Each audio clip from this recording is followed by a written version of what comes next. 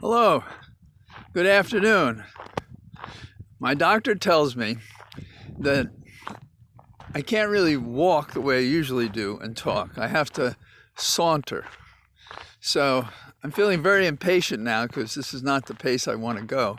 But that tiny little cut that they put in your eye, that's not something you want to mess up for about a week. So for about a week, I'm like that. And the sunlight so comes into my eyes now. That's why I have these glasses on. Although I might wear them if I thought they looked cool enough.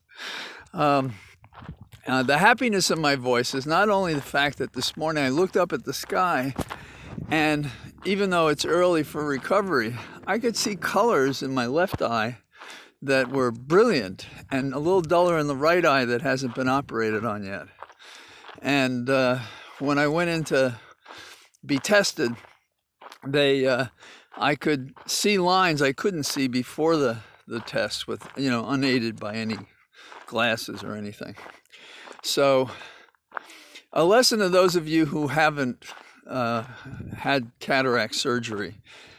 I noticed it driving a motorcycle about a year ago when I was driving in the late day in the evening toward the west.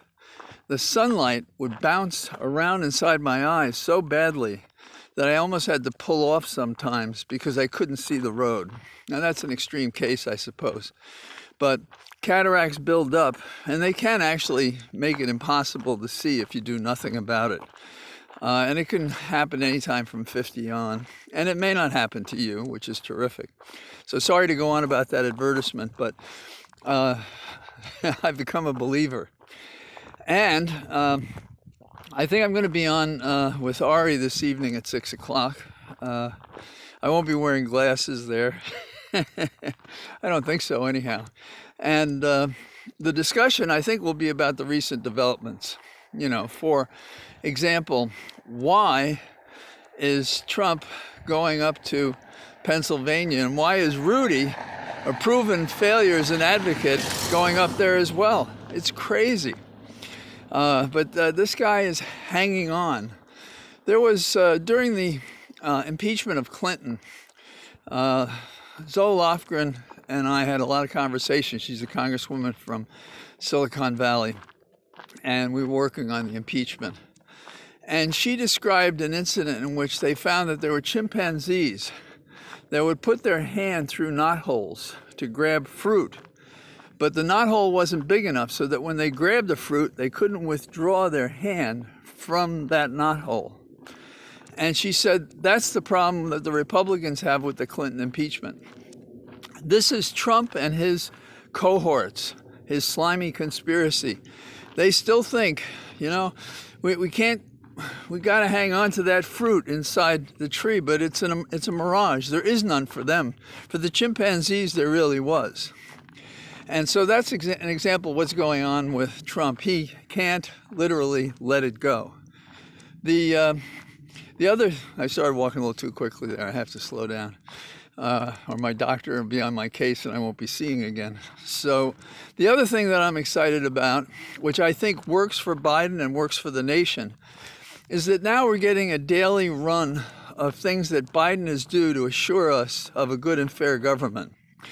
And one example is the question of attorney generals.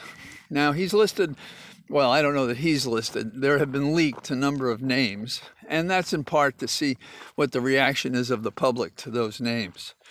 One of the names that I like a lot is Sally Yates, not only because she's a professional, but there's an irony in the fact that she was kind of the first victim of the misconduct of this administration when she called to the attention of the White House counsel that no less than Flynn was having conversations with the Russian ambassador.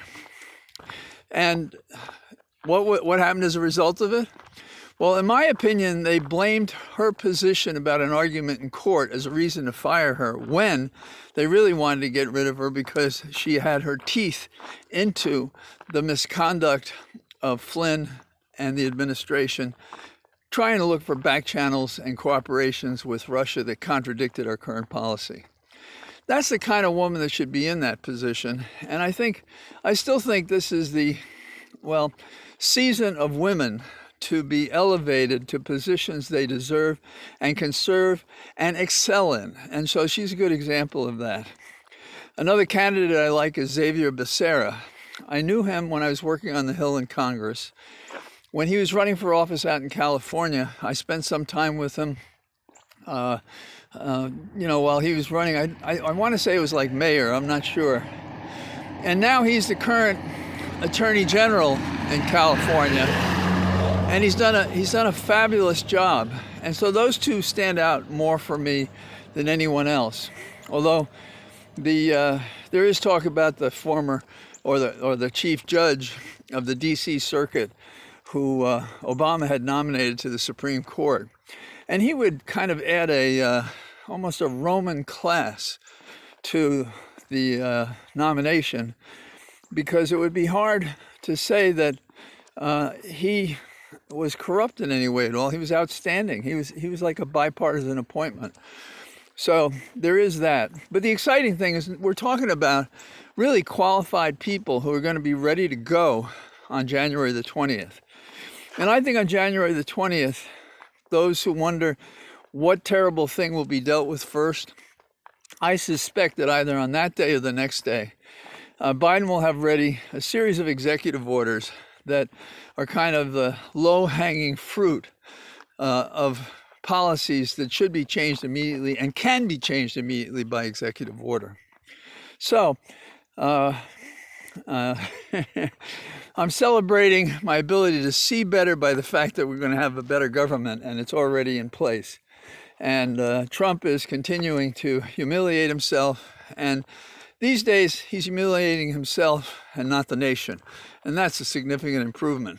So I'll probably talk to you again tomorrow unless my doctor tells me something differently.